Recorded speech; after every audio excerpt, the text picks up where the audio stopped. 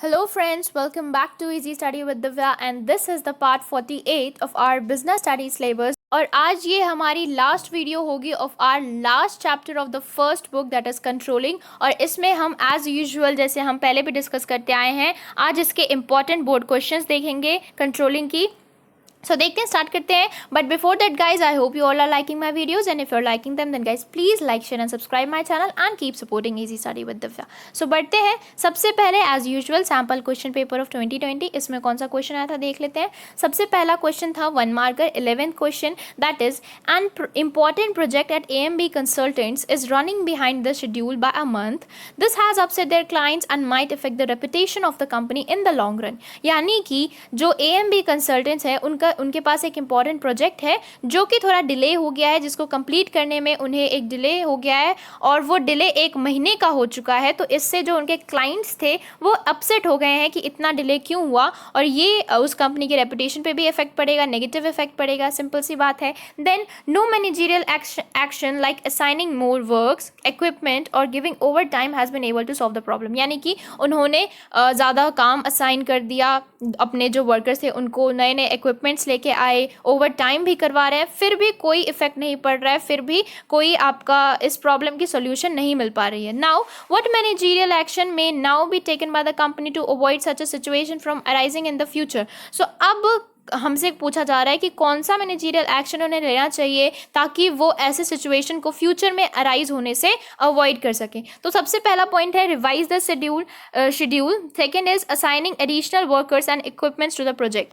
सो ये तो बिल्कुल भी नहीं होगा क्योंकि आप ये यहाँ पे देख रहे हैं कि असाइनिंग मोर वर्कर्स, उन्होंने ज़्यादा काम भी दे दिया, ज़्यादा वर्कर्स भी असाइन कर दिए और ओवर टाइम भी करवाया, इक्विपमेंट भी ज़्यादा डाले, तो ये तो बिल्कुल भी नहीं होगा क्योंकि इससे तो सॉल्व हुई ही नहीं प्रॉब्लम। उसके बाद get permission for further over time, तो ओवर टाइम भी यहाँ पे करवा रहे हैं, उससे भी सॉल्व नहीं हुई प्रॉब्लम, तो ये दोनों ऑप्शन तो आपके बिल्कुल भी नहीं आएंगे। उसके बाद डी कह रहा है बोथ बी एंड सी, तो बोथ बी एंड सी जब है ही नहीं तो बोथ बी एंड सी भी नहीं होगा, है ना। तो आपका आंसर क्या है यहाँ पे सिंपली पता चल रहा है यार, क्वेश्चन में ही आंसर दे दिया गया है। क्वेश्चन में ही आपका बी ऑप्शन को भी काट दिया गया है, सी ऑप्शन को भी काट दिया गया है और डी तो सी और बी को ही मिला के था तो वो भी कट ही गया। तो आपका आंसर होगा ए वाला, रिवाइज द शेड्यूल। और दूसरी चीज़, दूसरा एस्पेक्ट देखें तो नॉर्मली भी पता चल रहा है कि जब आप इतना सब कुछ कर रहे हैं, आप एडिशनल वर्कर्स भी असाइन कर रहे हैं, आप इक्विपमेंट्स भी डाल रहे हैं, ओवर टाइम भी करवा रहे हैं, तभी भी अगर आपकी प्रॉब्लम सॉल्व नहीं हुई तो कहीं ना कहीं जो आपने अपने स्टैंडर्ड्स वगैरह फिक्स किए थे, जो शेड्यूल बनाया था वही गलत है, तो उसको आपको कहीं ना कहीं चेंज करना चाहिए, उसमें रिविजन्स लानी चाहिए। Okay, so your answer is A, revise the schedule. Next question number 23 which is 3 marker question. So ये क्वेश्चन आपको कह रहा है Banwari Lal is a cloth merchant in Karol Bagh, his grand sons are requesting him to let them diversify the business into bridal wear. Bawari Lal has agreed, but on the condition that they will follow the function of management he has always followed, which helps an organization in keeping track of the progress of activities and ensures that the activity is conform to the standards set in advance so that the organizational goals are achieved. यानी कि बावरी लाल का जो आपका cloth merchant है, करोल बाग में उनकी दुकान है, तो उनके ग्रैंडसन्स रिक्वेस्ट कर रहे हैं कि वो अपने बिजनेस को अब डाइवर्सिफाई करेंगे ब्राइडल वेयर में। बट बंवरी लाल इस बात पे अग्री तो हो गए, बट उन्होंने एक कंडीशन पुट ऑन कर दी अपने ग्रैंडसन्स के सामने कि आप लोग भी उस फंक्शन ऑफ मैनेजमेंट को ज़रूर करेंगे फॉलो जिसको मैंने आज तक करता आया हूँ। और उस फंक्शन के बारे में आपको बताया जा रहा है कि वो ऐसा फंक्शन है जो कि ऑर्गेनाइजेशन के काम पे एक, उसके प्रोग्रेस पे एक चेक रखता है, एक ट्रैक रखता है and ensures that activities confirm to the standard set. और जो स्टैंडर्ड्स आपने एडवांस में सेट किए थे उसी के अकॉर्डिंग आपकी जो एक्टिविटीज़ है, आपको जो एक्चुअल परफॉर्मेंस है वो परफॉर्म हो रहा है, इस बात की वो चेक रखता है ये function, so that the organisational goals are achieve, ताकि ऑर्गेनाइजेशनल गोल्स आप अचीव कर सकें एफिशिएंटली एंड इफेक्टिवली। तो अब आपको क्या बताना है, name the function of management which is Banwari Lal is asking his grandsons to follow, list any 2 reasons why it is considered an indispensable function of management. अब सिंपल सा आपसे पूछा जा रहा है कि कौन से फंक्शन की बात बंवरी लाल यहाँ पे कर रहे हैं, और दूसरी चीज वो रीजंस, वो कोई 2 रीजंस आप बताइए जिसकी वजह से ये एक इंडिस्पेंसिबल फंक्शन है, यानी कि एक बहुत ही इंपॉर्टेंट फंक्शन है जिसे आप इग्नोर नहीं कर सकते। तो सिंपल सी बात है, यहीं से पता चल रहा है keeping track of the progress of activities. इसका मतलब क्या कि प्रोग्रेस ऑफ एक्टिविटीज को चेक करना।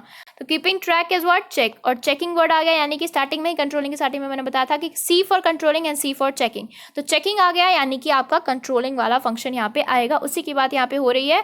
और दूसरा आपसे ये पूछा जा रहा है कि 2 रीजंस बताइए जिससे कि आप इस फंक्शन को बिल्कुल भी इग्नोर नहीं कर सकते, ये बहुत ही इंपॉर्टेंट फंक्शन होता है। तो यहाँ पे सिंपली आपको 2 इंपॉर्टेंस बताने हैं कंट्रोलिंग फंक्शन की। तो ये आपका डायरेक्ट ही क्वेश्चन है एक तरीके से, बहुत ही सिंपली यहाँ पे आपको उस कंट्रोलिंग फंक्शन की डेफिनेशन दे दी गई है, थोड़ी सी मे बी इनडायरेक्ट वे में दी गई है, बट पहचानना इतना मुश्किल नहीं है गाइस। तो आपका फंक्शन ऑफ मैनेजमेंट भी आप पहचान लेंगे, और सेकेंड आपको उसके 2 इंपॉर्टेंस, कोई भी 2 इंपॉर्टेंस आप लिख सकते हैं, आपको 2 इंपॉर्टेंस बताने हैं, यानी कि जैसे कि जजिंग एक्यूरेसी ऑफ स्टैंडर्ड्स या making efficient use of resources, तो कोई भी 2 आप लिख दीजिएगा, ठीक है। तो ये हो गए हमारे 2020 सैम्पल पेपर के क्वेश्चंस। अब देख लेते हैं बोर्ड क्वेश्चन पेपर ऑफ 2019 में कौन सा क्वेश्चन आया था। क्वेश्चन नंबर 16 ऑफ 4 मार्क्स देखते हैं। Wimber Limited set up manufacturing unit at Bhiwadi in Himachal Pradesh to manufacture electric geysers and supply them to dealers all over the country. ठीक है, their production target was 500 geysers per week. It was decided by the management that variation in production up to 10 units would be acceptable. यानी कि अब वो geysers बनाने का काम उन्होंने स्टार्ट कर दिया, और उनका टारगेट था कि हर हफ्ते में वो 500 गीजर तैयार करेंगे। और उन्होंने ये भी बता दिया कि चलो 10 यूनिट्स, मतलब अगर 490 भी बना हर हफ्ते में तो इतना हम एक्सेप्ट कर लेंगे, ये कोई बड़ी बात नहीं है, छोटी मोटी डेविएशन हम एक्सेप्ट कर लेंगे 10 यूनिट्स तक। At the end of the first week the production was 450 geysers. अब देखा गया कि पहली वीक में प्रोडक्शन कितनी हुई, 450 गीजर्स की। The next week production increase to 470 geysers. अब थोड़े से 20 गीजर्स की प्रोडक्शन इंक्रीज हुई। अब वीक लेटर, एक हफ्ते बाद, प्रोडक्शन वॉज 460 गीजर्स। अब 10 और कम हो गई, 470 था फिर 460 हो गया। On investigation it was found that fluctuation in production was due to irregular supply of electricity. तो ये प्रोडक्शन, ये फ्लक्चुएशन क्यों थी, ये 450 हुआ पहले में, फिर 470 हुआ, फिर 460। सो ये फ्लक्चुएशन इसलिए थी क्योंकि आपको इलेक्ट्रिसिटी की इरेगुलर सप्लाई मिल रही थी। तो ये फाउंड किया गया इन्वेस्टिगेशन पे। अब आपसे पूछा जा रहा है the above para discusses some of the steps in the process of one of the functions of management, explain these steps. मतलब आपको पहले तो फंक्शन को आइडेंटिफाई करना है, उसके बाद उसके कुछ स्टेप्स डिस्कस हुए हैं, उन कुछ स्टेप्स को आपको एक्सप्लेन करना है, मतलब उन स्टेप्स को आइडेंटिफाई भी करना है, स्टेट, और उसके बाद स्टेट भी करना है, उसको एक्सप्लेन भी करना है।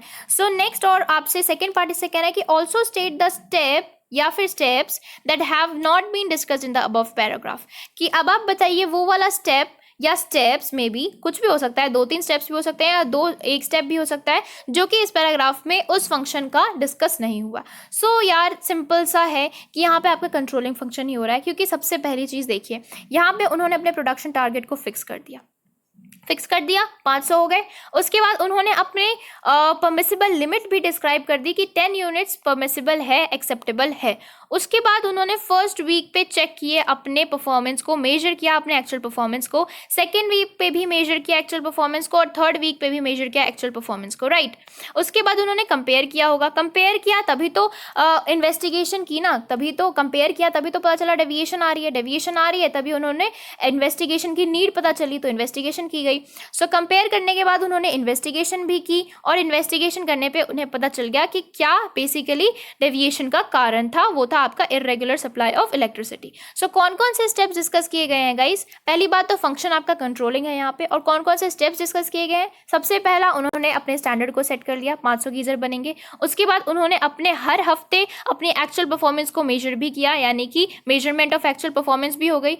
उसके बाद उन्होंने अपने परफॉर्मेंस को कंपेयर भी किया, ऑल्दो यहाँ पे ऐसा कुछ लिखा नहीं है, but then guys on investigation का क्या मतलब है? इन्वेस्टिगेशन की ज़रूरत कब पड़ी? जब उन्हें पता चला कि डेविएशन आ रही है, और डेविएशन आ रही है ये कब पता चला होगा? जब उन्होंने कंपेयर किया होगा, मेजर करने के बाद कंपेयर किया होगा, तब उन्हें पता चला होगा कि डेविएशन आ रही है। तो उस डेविएशन के बारे में जानने के लिए उन्होंने इन्वेस्टिगेशन की, और इन्वेस्टिगेशन करके उन्होंने एनालाइज भी कर लिया कि डेविएशन क्यों आ रही थी, क्योंकि इरेगुलर सप्लाई ऑफ इलेक्ट्रिसिटी थी। तो 4 आपके स्टेप्स यहाँ पे डिस्कस हो रहे हैं, that is first measuring, setting up standard, second measuring actual performance, third comparing that, and fourth analysing the deviation कि क्यों डेविएशन आ रही है। और जो स्टेप आपका डिस्कस नहीं हो रहा है वो हो रहा है आपका 5th step, that is taking corrective action, क्योंकि उसके बारे में कोई बात नहीं लिखी गई कि उन्होंने किस तरीके से इस चीज़ को ठीक किया, इस डेविएशन को ठीक किया, तो ये वाला आपका स्टेप डिस्कस नहीं हो रहा है। सो आपका आंसर होगा सिंपल सा, steps discussed is setting standards, measuring actual performance, comparing actual performance with the set standards, and analysing deviation observation,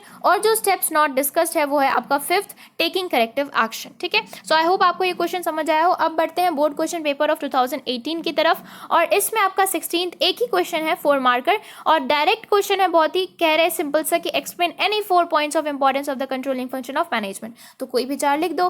first है आपका कि अकम्प्लिशिंग ऑर्गेनाइजेशनल गोल्स, आपके गोल्स को अचीव करने में हेल्प करता है। उसके बाद आपके जो स्टैंडर्ड्स हैं वो एक्यूरेट हैं या नहीं वो जज करने में, वो बताने में हेल्प करता है। उसके बाद obviously optimum utilisation of resources, then ensuring in order and discipline in the organisation. उसके बाद फैसिलिटेटिंग कोऑर्डिनेशन इन एक्शन, या फिर मोटिवेशन प्रोवाइड करता है, एक तरह की नेगेटिव मोटिवेशन प्रोवाइड करता है ताकि डर बना रहे और सब काम करते रहे। सो आप कोई भी 4 पॉइंट इंपॉर्टेंस की यहाँ पे लिख सकते हैं गाइस। ठीक है, सो यहाँ पे आज की वीडियो अब मैं स्टॉप करूंगी गाइस। आई होप जितने क्वेश्चंस मैंने डिस्कस किए हैं आपको समझ आए हो। अगर आए हैं guys then please give your feedback and don't forget to like, share and subscribe my channel and keep supporting easy study with Divya. Thank you so much guys.